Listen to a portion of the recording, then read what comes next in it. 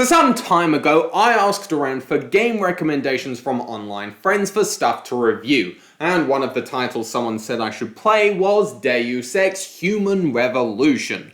All I really knew about it, and the series in general, was that it's science fiction with an emphasis on player choice. And recently I've been fancying trying something different to my usual game choices, and that all sounded good to me, so I checked it out, and here's what I thought of it.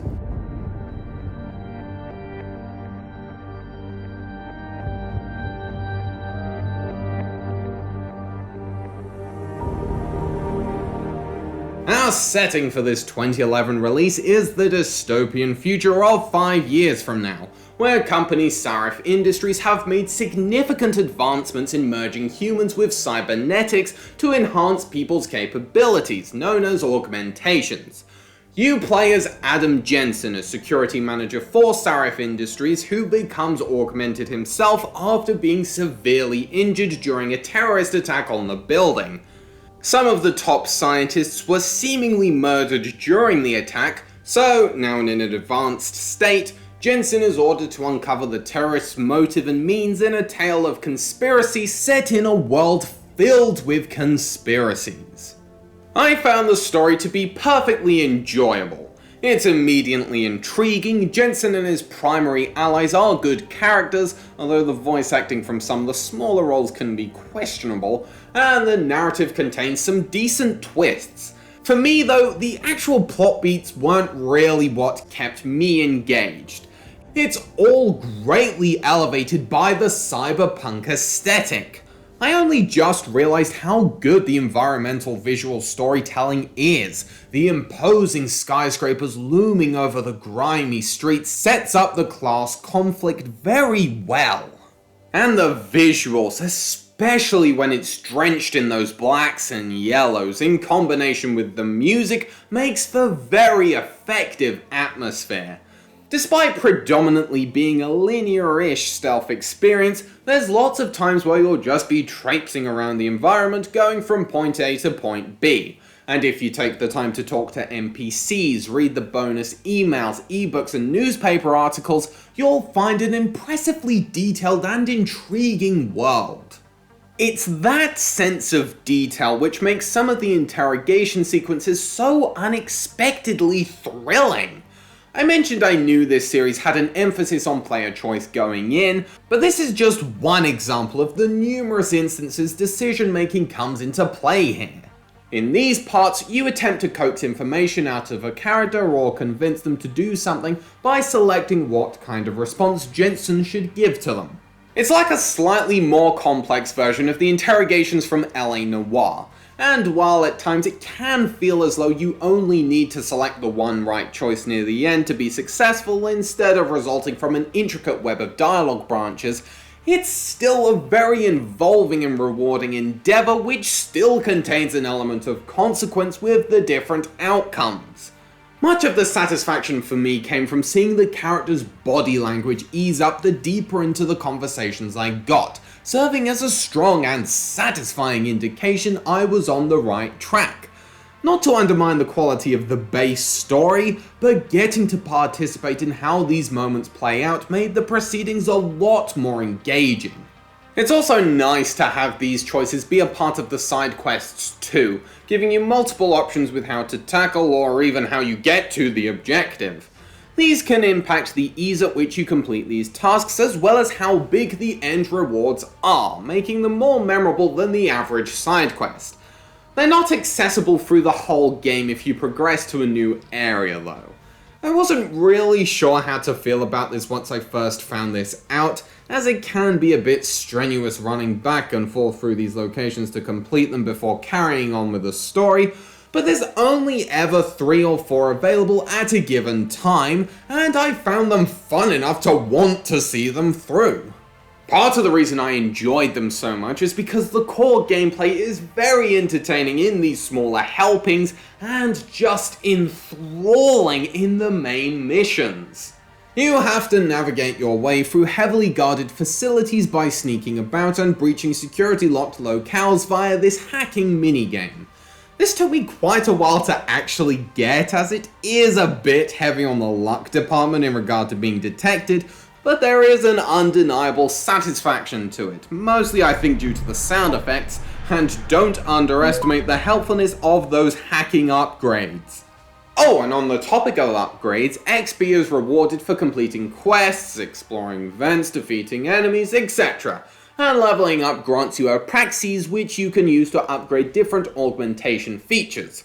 These range from very useful health and stamina type upgrades to game-changing additions like invisibility and surviving any fall from a great height.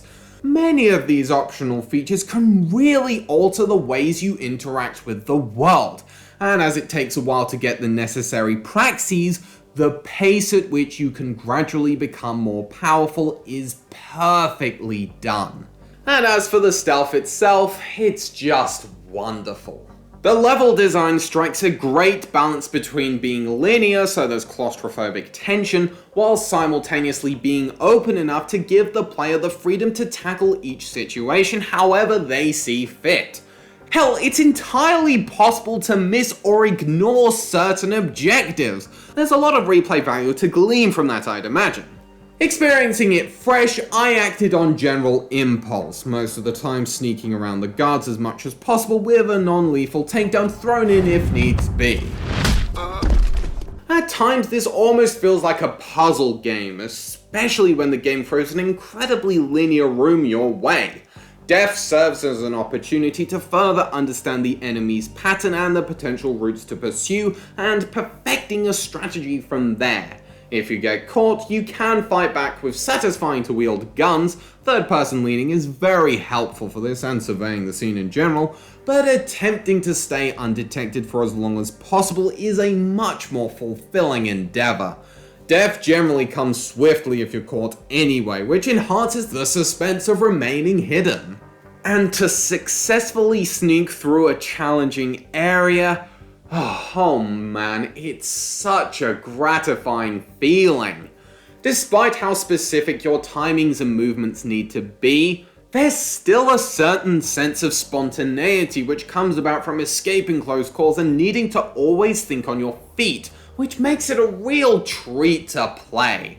I don't think leaving vent covers open affects the suspicion of the guards, but I always close them in the instinctive way I do when I find myself invested in a game. I had such a great time stealthing my way through this game. Beyond that, there are also some boss fights. Now, I found out these were outsourced to a different development team, which isn't too surprising in all honesty. The mechanics aren't tailored to full-on action scenarios, and if you haven't got the right weapons stored in your Resi 4 style inventory, they'll be much harder to deal with. I wish we'd gotten encounters more on the methodical side, like the End from MGS3 or Mr. Freeze from Arkham City, to remain akin to the rest of the gameplay. The director actually apologized for how the bosses turned out, and yeah, I get why. Put simply, I hated these parts. Their concepts can actually be pretty creative, and it still has that sense of player freedom when it comes to taking them down, but the controls feel clunky when used for a head-on fight, and the difficulty level of these encounters just feels unfair. It never feels like you're an equal to your opponent, and with how quickly you can die in this game, it's so tedious having to keep going through them again and again, especially with the loading times. There's a choice later on where you can choose to install an upgrade chip or risk keeping glitching out. I chose to install it, the payoff of which is having your augments absolutely screwed at the third boss, and oh my god, it's absolute hell. In all honesty, despite barely taking up 10% of the overall experience, if that, these parts were enough of a hindrance for me to call the game as a whole just very good. Without them, I'd easily call this a great game. I loved the stealth, and exploring the world was also really fun, but the bosses just killed the momentum of the overall package. This is an inescapable flaw, but what works here does work incredibly well, enough so I'm still eager to check out its follow-up, Mankind Divided. I heard they improved the bosses following the criticisms of them here, which I'm unsurprisingly very glad to hear. From there, it just needs to maintain the excellence in world building and mechanical finesse of this game, and I'm all but guaranteed to really enjoy it.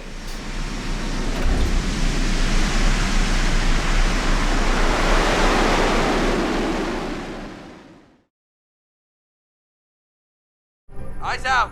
May have a hostile in the area. You just caught Matt and I doing what we love to do most, entertaining senior citizens at a retirement home.